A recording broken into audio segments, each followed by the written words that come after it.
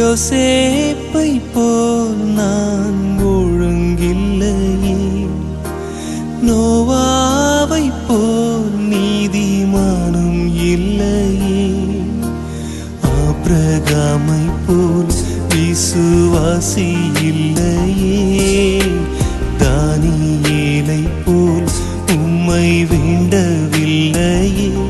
நான் தானாக வந்திருக்கிறேன்,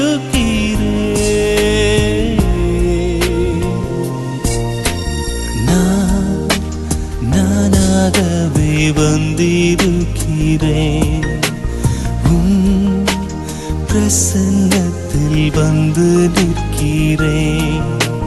நீ இன்று என்னை ஏற்றுக்கொள்வீராவும்